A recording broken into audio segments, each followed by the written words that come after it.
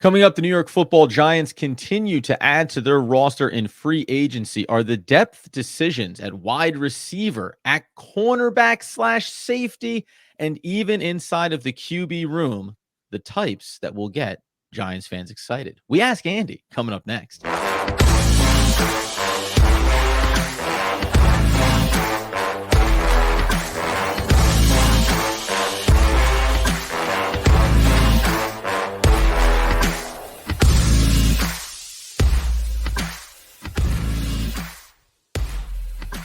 Yes, my friends. It's OGP, the One Giant Podcast, where you know that we are your hosts. Over here, Adam Armbrecht. Over there, Andrew Makowitz. We thank you for joining us on a Wednesday. We're going to continue to break down the New York Football Giants free agency assault from one Joe Schoen. But first, this episode is brought to you by Personam, which is an AI-driven cyber threat detection engine. Personam improves your vision into your network security environment and allows you to see cyber threats that other tools and platforms just can't do.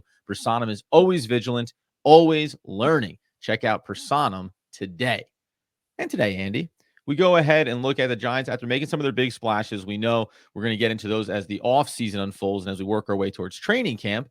But there are other needs on this team. And you can look to my right, maybe your left. I don't know how you're viewing these things. Drew Lock, Jalen Mills, and Isaiah McKenzie are the big picks coming in here in the second day of, by the way, what is technically still not the real free agency. This is just the tampering. How are we feeling as we round into what will come to a close at 4 p.m. today on Wednesday? Well, it's funny because Monday started the legal tampering, and it's almost like, I don't know, the Couldn't they just NFL make is it the admitting free that agency? before that, there's some illegal tampering that's going on where agents are calling around, like, what's the deal that you can offer me? Like, they're basically saying, like, no, this is the legal part. Like, we know the illegal thing happens over the weekend, but we're not going to talk about that.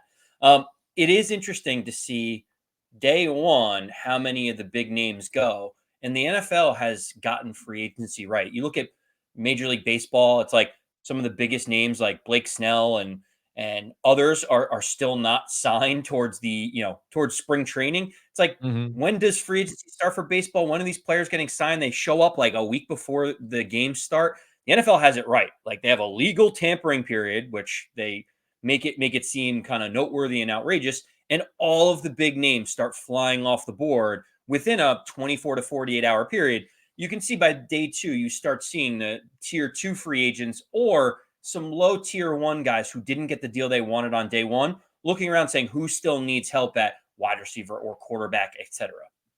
Yeah, it ends up being too, like, because I think there'll still be like wide receiver is a position that obviously is going to have some big names, maybe still on the move. Maybe some trades are going to come down here. So you end up kind of going from like a really high level, the big splashes, as you say. How are we going to make significant changes to our team if you're the Giants or anybody around the NFL? And then you go, okay, we also have the draft next month. So how do we start to put together some pieces here? We're going to talk about the running back room as well, as there's another additional rumor beyond the Devin Singletary signing that the Giants already made this offseason. But let's go inside the QB room, QB room here. I got there in the end with the New York Giants. They needed to get a backup here. We mentioned yesterday that we were going to have Tyrod Taylor staying in the building, but going across the other locker room, joining the New York Jets. Bit of a more significant signing there. He ups his annual AAV, which is great for him. So the Giants turn to the Seattle Seahawks and their former backup quarterback in one Drew Lock. We're very intrigued here. As we talked before we got on this episode, there's a chance that Andy is disgusted with everything that the Giants have done in their second round of trying to continue to build this team out in a positive way. I mean, Drew Lock, $5 million, fully guaranteed. He's a backup. He obviously played a couple of games last year for Seattle when Geno Smith went down. Where do you stand on him as the signing relative to where the market is and relative to the money that they spent on him? Yeah, I mean, listen, a 1 year, $5 million deal doesn't seem like a crazy amount of money at face value. But, outside of Sam Darnold, who signed with Minnesota, Drew Lock was the second youngest quarterback to be able to be signed in free agency. There So you the go. Giants obviously, Youth movement. decided against going with someone. I don't know, like they obviously had interest in Jameis Winston. He's 30 years old. Mitch Trubisky's 29. Russell Wilson's 35. The Giants ended up going with Drew Lock, who's just over 27 years old. Obviously got drafted by Denver, then moved over to Seattle as part of the Russell Wilson trade. Has played sporadically, has just below a 60% completion percentage in the NFL, which isn't great. His 1 year where he started the whole season, he had a 57% completion percentage at him. Not great. Mhm. But when he filled in for the Seattle Seahawks, you could see a slight level of maturity came into his play. An even touchdown to interception ratio, 63% completion percentage, 81% passer rating is below average. But here, it's a 1 year, $5 million deal. The Giants needed to bring someone in case Daniel Jones happens to get injured, which he's been injured quite a few times in his Oh, career. yeah. You feel like the Giants have a little bit of security where Drew Lock could come in for a game or two and at least keep the team afloat. Whereas last year we were pulling Tommy DeVito in and hoping that he could win us games. This feels like a little bit of a safer option for the Giants. Yeah, I mean, listen, the Tyrod Taylor, obviously he gets hurt last season as well. So you have your backup to your quarterback goes down. Now you're getting to your backup of your backup. So we knew that the Giants had to bring somebody in here. To your point, I mean, listen, he's on the younger side. The last season there, he only threw 76 passes for Seattle, like just to be clear, but it looked like it's a little bit more going in the right direction for the Giants, getting a little bit younger. And I don't know what it looks like long term beyond the 1 year deal. I also think that it's smart to only have done a 1 year deal with a quarterback this offseason. We don't know the state of that position going into next year, obviously, with everything going on with Daniel Jones. And while we liked Tyrod Taylor, there is a world this past year, maybe we would have done some things a little bit differently if we could have, mainly because Tyrod's a guy that, for as productive as he can be on the field when he fills in, he also has his own health concerns. And guess what? They bore themselves out too. But that last year, by the way, because it's the other thing that I think just worth touching on. Remember, Tyrod Taylor ended up playing in what? Starting 5 games, playing in 11, had a 2-3 record, 64.4 completion percentage. That was his best of any real significant playing time because he played obviously the year prior for the Giants as well, but only 8 passing attempts.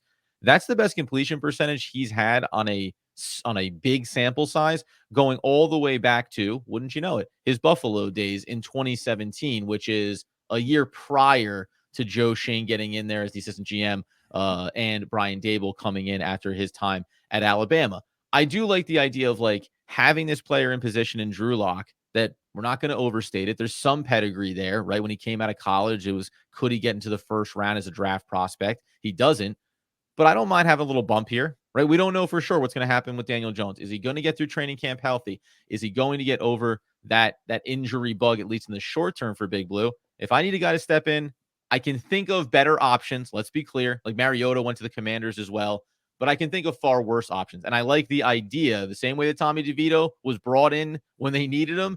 First game looked like a total disaster and then became a respectable backup quarterback filling in. Not hard to squint and see that being possible for Drew Lock if the Giants need to call on him this year. Yeah. So, question for you, because it seems like it's been slightly polarizing Mhm. on the interweb. Who would have thought something being polarizing? But does the Drew Lock Internet always seems signing possible. indicate anything to you about the Giants' plans at quarterback? Well, I know we started to have this conversation, peek behind the curtain. Like Andy and I are always talking about the Giants, even away from the podcast, and oftentimes that's for the better because some conversations get pretty far afield and a little weird, and sometimes contentious. I don't. It doesn't say anything to me in particular. Like again, you lost Tyrod Taylor in free agency. Lost. He moved on. You have Tommy DeVito, but there's no sense that the organization is like eager to have to put him in a position to play more reps again this upcoming season. And you have a player in Daniel Jones that has an injury history. If you want to go to the draft and get a quarterback, I think it's still on the table. If you want to say that you're waiting out this year and you have other plans in mind down the road, I think that can be on the table too. So no, I don't see this having a real impact on the decision making process. That puts me in the camp of a Jordan Renan. It puts me in the camp of a Dan Duggan. Like it seems like there's people around the Giants that agree with me. Although sometimes when you're reporters that have ties to the Giants organization, you might be a part of what Andy would call the spin cycle. If you could, Andy, I don't want to pressure you. Is there any room for you to put on a tinfoil hat here and tell me what you think this Drew Lock signing meant? Uh, I mean, it depends how far you want me to go on all of this, but Let's keep it this brief. puts We me have other further in guys the to get camp. to here. Do you think that this changes? I don't think it really changes. If they have an agenda, I don't think this dramatically shifted it in any one direction. Do you think it did? I think the fact that you heard that they were looking at Jameis Winston, they were looking at Drew Lock. They obviously probably would have been in the Tyrod Taylor business, but he got a significantly higher contract than they wanted to pay. I think they were looking for a bona fide veteran starting that has started games that could be a backup to Daniel Jones in case that he misses a few games. What I don't think to go along for him here is that the Giants are drafting a quarterback at 6 based on some of these decisions. And the very simple piece of it that I'll leave it on is you're paying Daniel Jones north of $40 million. He's got what, a $49 million cap hit. You now guaranteed $5 million to Drew Lock. If you draft a quarterback at 6, that's another $6.2 to $6.8 million of guaranteed money that you're going to give a third quarterback. It's like, why would you bring in Drew Lock and give him $5 million and then in a couple of weeks, draft a quarterback at 6 and hope that he never plays a snap for your team in the upcoming year? Well, see, now that again, that's so. Oh boy, let's not get too in the weeds here.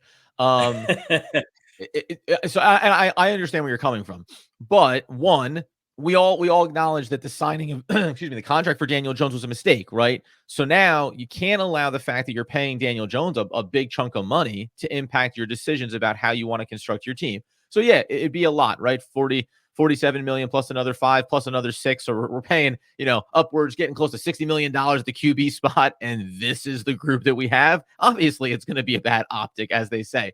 But I don't think it would prevent you from making a smart decision on it. When it comes to drafting a quarterback or not, again, you and I have already said, I don't think that they were likely to move up for a quarterback. We didn't think that was going to be the case. We thought that a trade back was more likely than not. I still think that's more likely than not. So maybe from a high level, I was already a little further from them drafting a QB than I was them drafting. But if, let's say, they're there at 6 and it's JJ McCarthy on the board and they really like him and they believe he's the mold player, why would I care if I'm the Giants? I got a 21-year-old quarterback that I think could be the franchise guy. Okay, great. I'm paying him $6 million to start the season. By the way, guess what? I draft him or any quarterback in the first round of significance. Okay, Daniel Jones or Drew Lock is going to prevent me from in week 6 or 7 starting my rookie quarterback? No, it's not. Like, that's, I think, the other thing here. While I would prefer a rookie quarterback to have that first year to learn, right? Especially a young quarterback like JJ McCarthy, I guess the point being, if you believe in a quarterback, you're not worried about the short term, specifically because it's not signing up to say, well, if we pay almost $60 million to the QB spot, where are we going to be next year? You're going to be paying the rookie contract with nobody else on the books because Daniel Jones will be gone, Drew Lock will be gone, and you can make those different decisions. So it's interesting. The Giants obviously have to look at some restructures if they want to make decisions like this potentially. It's something to watch. And it's funny because while I don't disagree about the Giants maybe not taking a quarterback in the draft at the top, I don't think that this Drew Lock one was the breadcrumb trail. That being the case, I'm cutting us off here because otherwise it could get really weird really fast. Let's move on to the other signings that the Giants made, including one Jalen Mills. Now, here's a veteran. If you need time, Andy, you want to shed a tear for Jordan Poyer not becoming a New York Football Giant, feel free to take that time. But a veteran player for the New England Patriots, had a big role for them in recent years. We talked about this from a safety standpoint. Obviously, Dane Belton is a guy inside the building that just does not have a lot of traction or faith right now. Not that Jalen Mills is going to be here forever, but you drafted a young player. You have Pinnock. You would think that you would be afforded the opportunity to maybe start to slide into that starting role. Doesn't look like that's going to be the case for Dane Belton. How do you feel about Jalen Mills coming in the door? Pending a physical, by the way.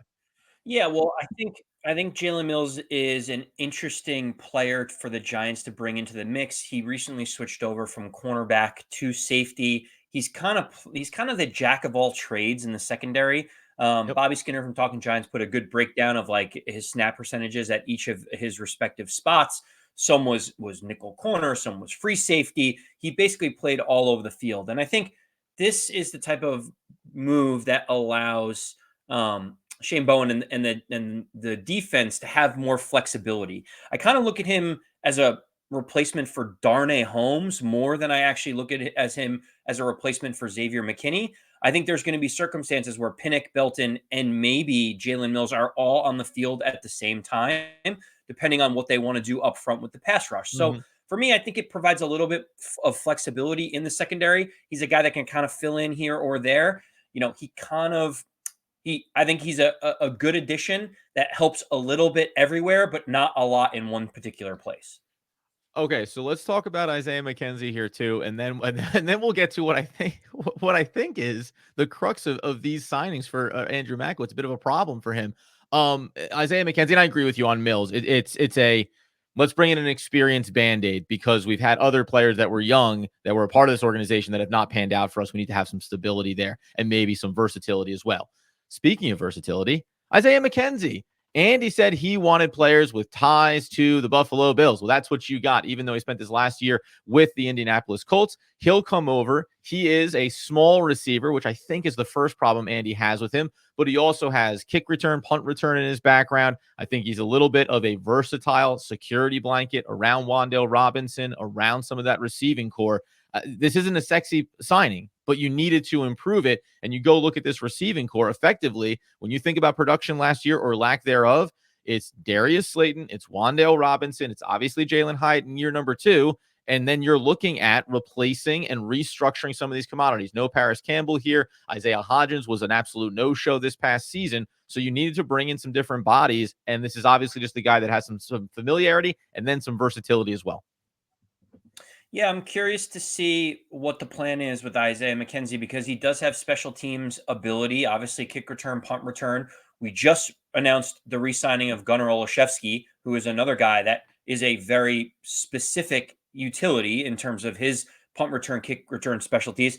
I don't really see Isaiah McKenzie or Gunnar Olszewski fighting to be on the field at the wide receiver position.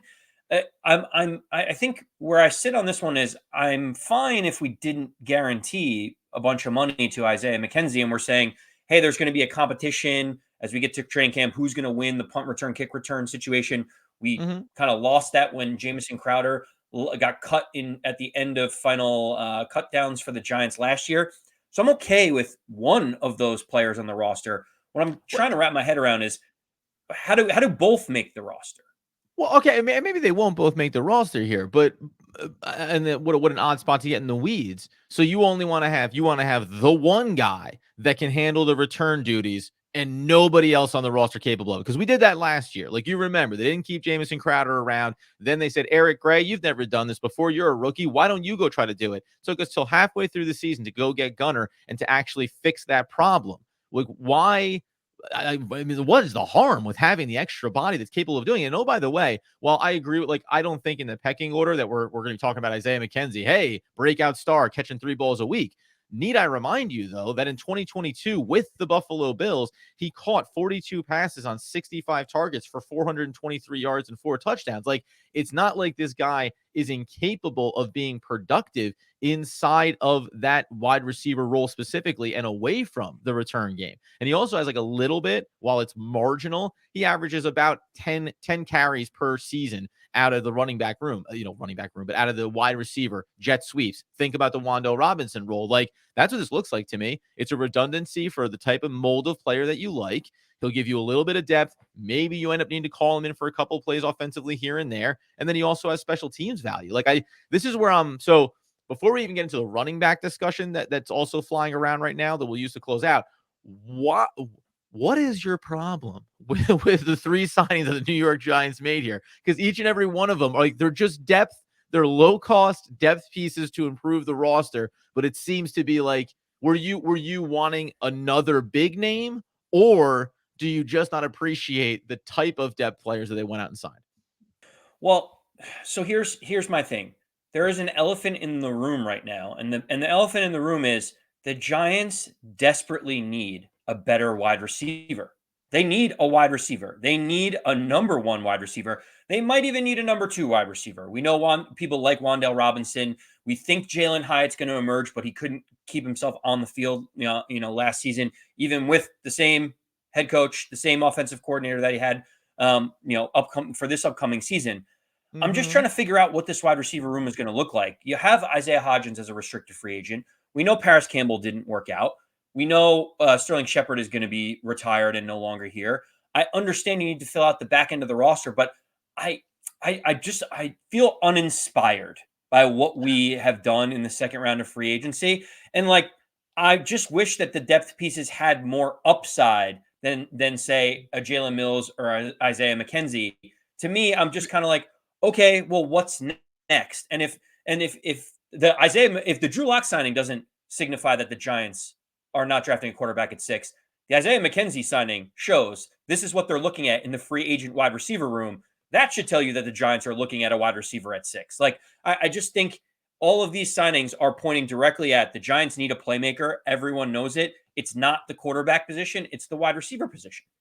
Yeah, I mean, if you want to build out the roster for going into next season and saying whoever it's going to be, right? Whoever the quarterback's going to be, look at all the things that are already in place. It's why you go out. By the way, and we said this at the time, but I'll just reiterate. We know the Giants addressed the offensive line, right? We know that they addressed the front 7 for their team as well. By the way, A'Shawn Robinson signed elsewhere. We do need to talk about that as we work our way through free agency. What's the next step here as we move towards the draft?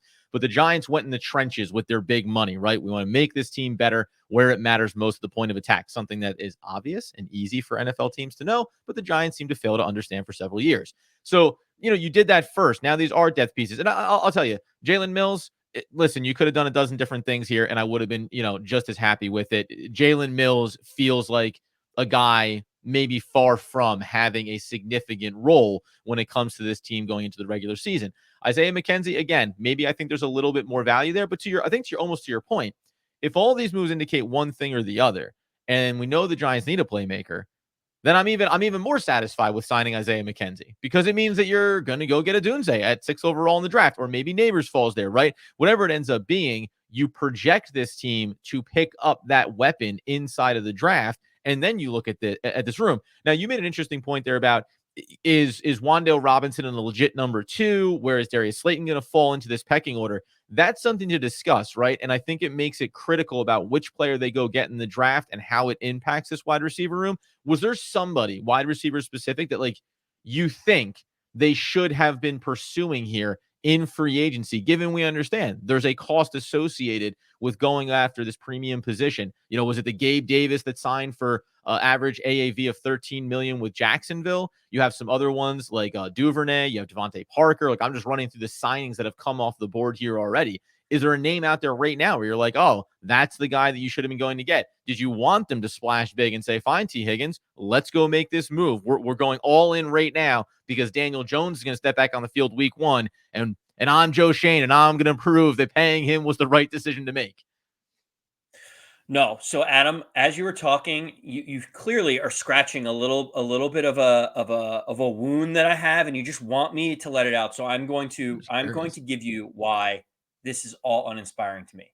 Okay. And maybe I'm thinking too crazy, and this is from doing a Giant specific podcast with you for as long as we have. Mm-hmm. I am already getting angry at the fact that if the Giants do select a quarterback at 6, that all of these decisions are ludicrous. That's really what it comes down to for me. Because if they draft a quarterback at 6, I'm like, why did we waste $5 million guaranteed on Drew Lock? If we're drafting a quarterback at 6, why didn't we go out and make a move to get a number 1 wide receiver in free agency or through trade or whatever it's going to be? Why are we signing guys like Isaiah McKenzie if we are not taking a wide receiver at 6 and we're taking a quarterback? So I'm getting pre-angry at this outside notion that the Giants are going to take a quarterback at 6. That's really what I think is getting me. I'm like, none of this makes sense to me if the Giants are going quarterback at 6. Okay, but okay, and I can understand that perspective.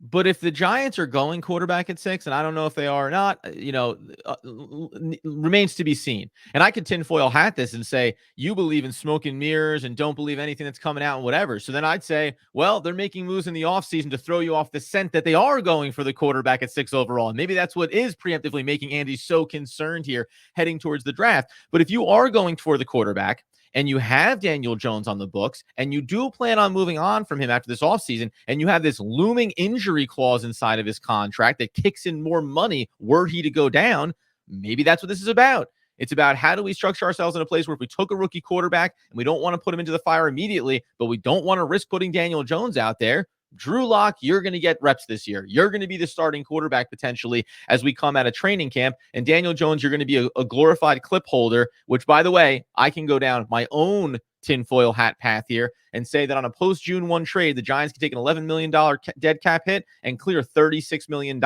on Daniel Jones. Is anyone going to be willing to touch that? Probably not. But if the Giants want nothing back in return other than freeing up the money and getting that injury risk off the roster, why not? So be it, right? So I think there are paths here where it moves it forward from the Daniel Jones experience. The question becomes, what is the Giants' intentions here, right? Do we take Joe Schoen at his word when he says, I believe in Daniel Jones? He is getting healthy. He is going to be back. Because if that's the case, you can read these tea leaves one of two ways. The Giants have made moves to improve and solidify their roster in totality, no matter who's under center. Or, and this is a question about going for a wide receiver at the top of the draft, do you have to go get a wide receiver? It's a position of need. You know you want to address it. But if it isn't about Daniel Jones winning games this year, and it's not about games winning this year, but developing for the future, why do you have to take a wide receiver at 6? If it's really about next year, and wide receiver is such a deep position, and there's always a number one coming out every single draft class, we're watching it happen in real time right now. Why spend the draft capital on a position of need, especially if you're maybe not taking a quarterback either? Who cares? Like, all these things can be kicked down the road, manipulated and massaged into a different perspective, depending on what you think the Giants' agenda is in the short term. And if you believe in cap control and a wide receiver with the way the market is, do you want to draft him now, 6th overall, and pay his first year of his contract now with a 5th-year option? Well, you better have the quarterback in place too then, right? Because otherwise you're only going to start to mess with that timeline. These are all just questions that I'm throwing out into the ether. If you want to go tinfoil hat, then I think there's 19 different lanes you could wander down and find yourself being disgusted or elated with what the Giants choose to do. Well, you can tell which path I have clearly walked myself down. It's a lot of mire, a lot of reaction mire to on that all path this. for Andy. Well, but you are right.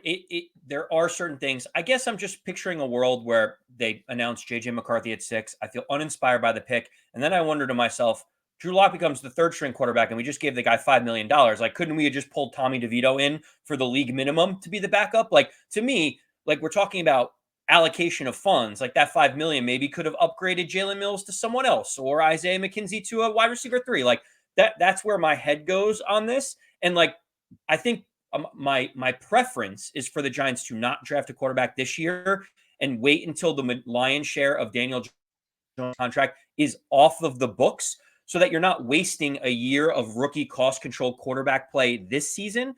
But I think that's the real reason why I'm kind of putting myself in a tizzy, Adam, over this, over Isaiah McKenzie and Drew Lock, right? Like, what am I doing here? And that, well, listen, hey buddy, that's for you and Amir. I can't get into that with but I do. But you mentioned that there though, which is the point. It's what do you want the team to be doing? What are you concerned they might do? Right step, wrong step, how they're going to construct things, and then you back it out over every decision that leads to that point and say, well, if they're going to do this thing, then none of these moves are really satisfying for me. If they go a different direction, then I can understand the baseline they're setting. And by the way, somebody brought this up. Whether it is, Burns, whether it is Runyon, right, whether it is improving. And I think actually Paul Dottino is really high on the Raiders offensive line they brought in here, who continues to, by the way, be a social media darling. He only is obsessed with playing for the New York Football Giants. So you're going to get every ounce of who he is. But he looked at those, you look at those moves, it still has this one little thing about it, which is that Joe Schoen and Brian Daboll have not been, they had a lucky year, maybe had a good year and had a really bad year.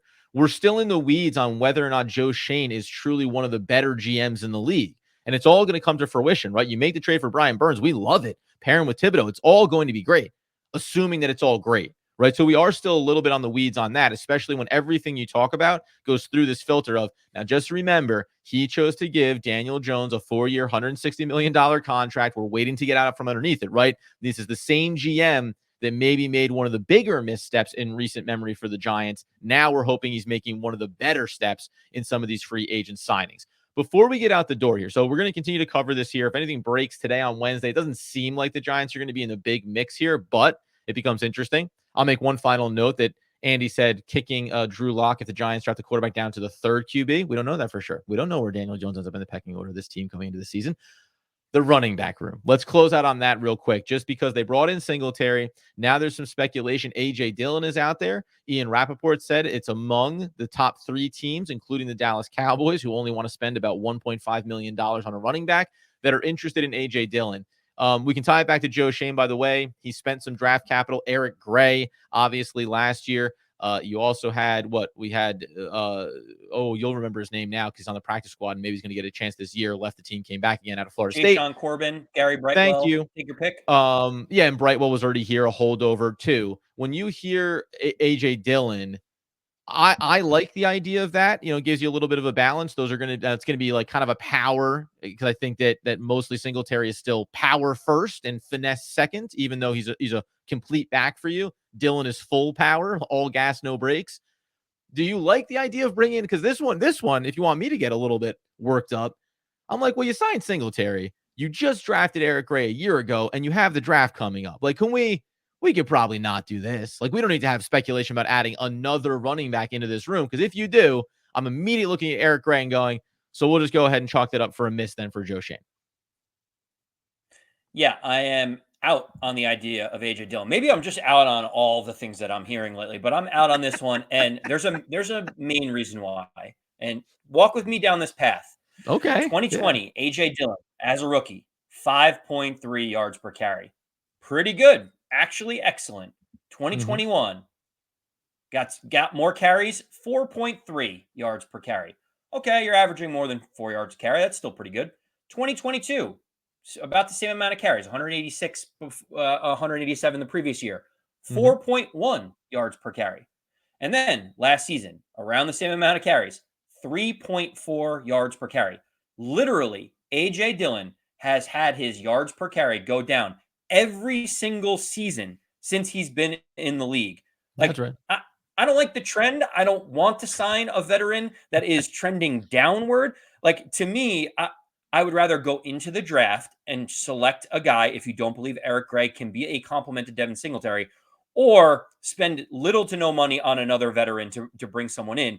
Because to me, I think AJ Dillon's probably going to get $2 to $3 million in the open market. And like, I don't want to allocate any more money to the running back position. We decided to move on from Saquon. We paid mid-tier money to Devin Singletary. Figure it out without having to bring in someone like AJ Dillon, who to me is on the decline. Yeah, at least currently right now over on SpotTrack, you have AJ Dillon at $3.5 million market value. That would be, what are we let's doing get into here? that Matt Breida territory, right? Like, let's have some fun, giving some money out to a player that may never see the field. And just to your point, if you want to go that direction of bringing somebody in, people have brought this up. We talked about veterans, Cordell Patterson, 32 years old. Is that too much? There's obviously versatility there, but what's that going to look like at his age? But he's $2.5 million market value. Like, I don't even know how you're supposed to correlate those two things between these players outside of age. And if I'm going to go that way, you still have J.K. Dobbins out there. Obviously, injury risk. Giants have seemed to have made progressive moves towards healthy players when it comes to the free agent decisions that they've made so far. But, Clyde Edwards-Helaire, $1.6 million because he's a fall from grace player that needs to prove that he has value at the position. Like, if I'm going to spend money in free agency on a running back, I could probably give you 9 guys that I would say, I'll take a chance on him, right? Whether it's lower cost, whether it's what I think a better fit, whether I think it still has upside. And to your point, the last thing I need to see is that a player who's been on a steady decline in terms of yards per carry is suddenly going to revitalize himself for a team that has improved, but still is not the perfect offensive line for New York.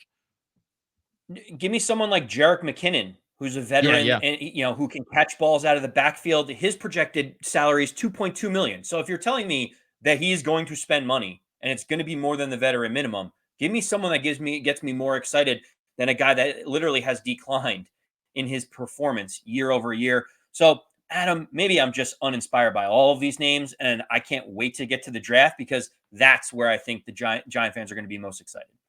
Yeah, it'll be interesting here. There's still some names at the wide receiver spots. Obviously, T. Higgins has been the big one talked about. But what about Boyd coming out of there as well? He's looking for a contract, maybe under $10 million. So interesting, not that the Giants will be in those waters, but the one thing we'll do as we get away from the free agent signings and period is look at the contracts that were handed out and compare them to these 3 players that were brought in. Were there better options? Were there better ways the Giants could have allocated themselves? And by the way, while Andy is frustrated here in this moment today, in totality, we like the direction that the Giants are going at a high level, right? Improving this team, getting younger across the board, getting healthier across the board in theory, and preparing themselves for the draft next month. So you get over to YouTube at One Giant Podcast, on Twitter over at One Giant Podcast, at AndyMac214, at Adam Arbrecht. Andy is working on something.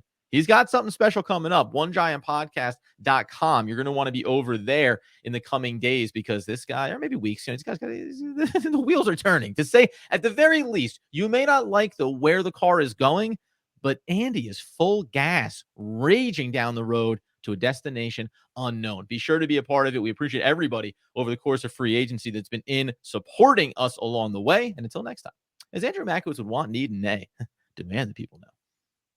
As always, let's go Big Blue.